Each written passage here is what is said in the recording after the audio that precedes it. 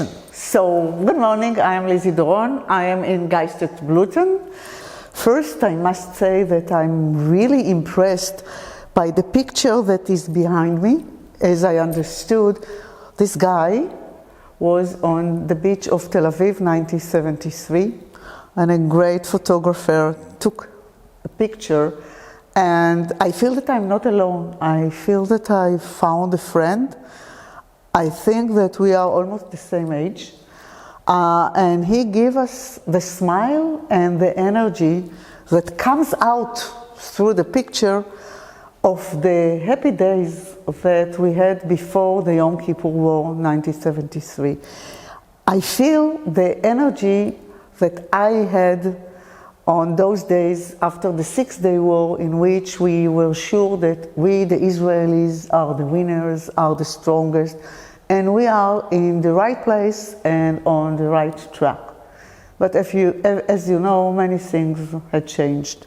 And I think that I won't go into the deep history and the whole story of Israel, but I, in a nutshell, tell you an event and a short story that also refer to the present. And then in a closure, I tell you why I chose this story. So in the last 3 months, I'm not just a writer. I am a very active person in all those demonstrations that tries to keep the fragile democracy in Israel. And every weekend I go to the demonstration, not to say that in between I also go to protest in front of parliament member houses or to destroy meetings with parliament members, because this is for the moment our way to stop the politicians that are ruling our government to change Israel from democracy into dictatorship.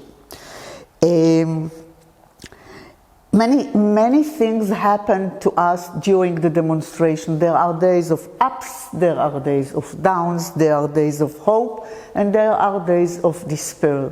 But something very special happened to me just almost a month ago.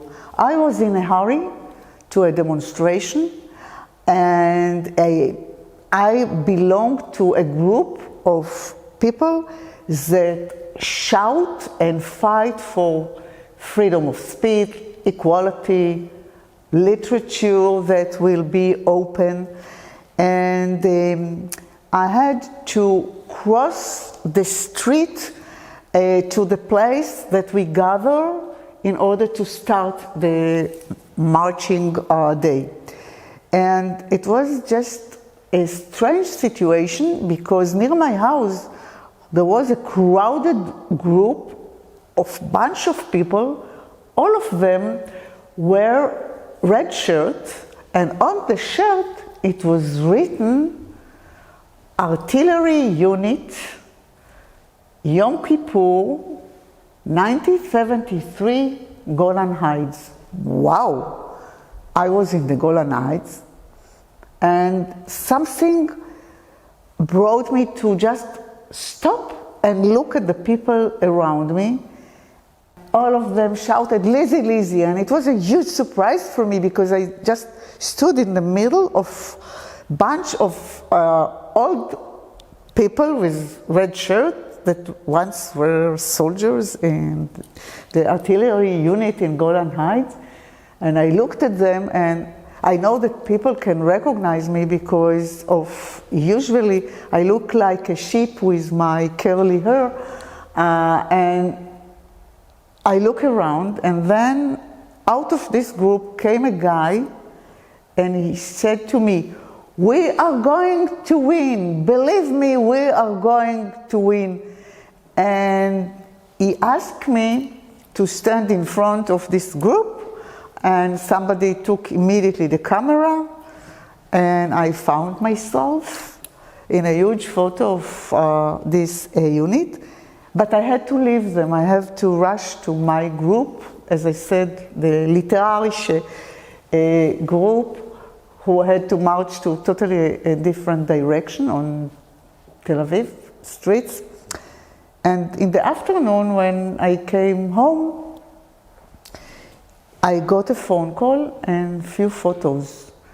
And this guy that stood with me in front of this group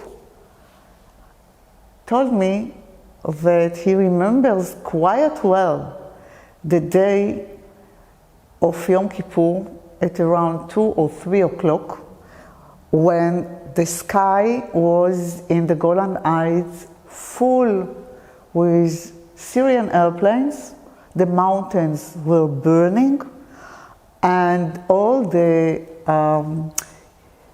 girls had to leave the Golan Heights, go to a safe base, and all the military unit of artillery had to go up to the hills of the Golan Mountain. And for a minute, he stopped, he recognized me, he told me that we studied at the same high school, and then I remember that I saw on 1973, around 4 o'clock, when I had to leave the Golan Heights, a guy who told me, we shall win. I promise you, we shall win. And this is the guy. And at that day, he also sent me pictures from the day he went up to the Golan Heights. And he's one of those who really was hero. And all the people that I met were the people who saved the Golan Heights and a lot of people on Yom Kippur. But he was surprised that in a way I keep a kind of a distance, and it was clear that I don't really know him. And then he said to me, Lizzie, I think that because of your denial mechanism or whatever, you don't remember that we were neighbors. That my mom was the specialist in a lawyer office that helped the survivors to get wiedergutmachen compensations, and they came to our home to give testimonies to prove that they were in a Holocaust. I was an only child, and I was in a way the secretary of my mom, because they sit in a closed room. I remember the noise of the type machine and the voices of women and men that gave the testimony, cried, shouted, collapsed. And I was asked to give water or coffee, whatever. And how come you don't remember? You came with your mom. My mom interviewed or take the testimony from your mom, and we were sitting in the garden near my house, and my mom called me to bring water to your mother because she collapsed. That was a shocking moment. See how life in Israel make a kind of a closure. All of a sudden I met someone from my past which I hardly remembered. And then the only thing that I was really eager to know was what my mother had said. And he said, listen, Lizzie, my mother burned all the testimonies. When she was old, she took the package of papers, put in the garden, and fired them all. And I was shouting on her, Mom, it's history, I need this. And she said, in one way, you are right. It's history. On the other hand, it's the secret of so many people. Because in the testimony, they had to tell me the whole truth. So few of the children in our neighborhood are children of Nazis officers. There are women that had lovers in the concentration camp. There were people that were in the Sonderkommando. So I promised them that after they will get the compensation, I will burn everything.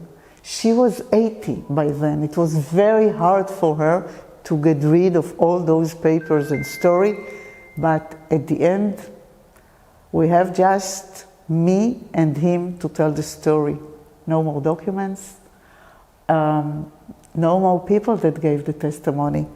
And I want to be very thankful that when you ask me to write something for your new, how you call it, bulletin, a book, whatever, masterpiece, I must say, to tell a story, and it was 24 hours after I met this guy.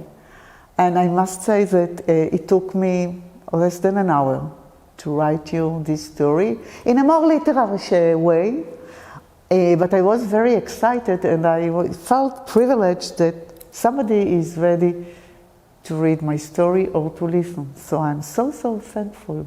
It's a great present for the Independence Day of 75 years of Israel, because all other stories are really much more dark, sad, and you gave me moments of hope that at least I can deliver stories.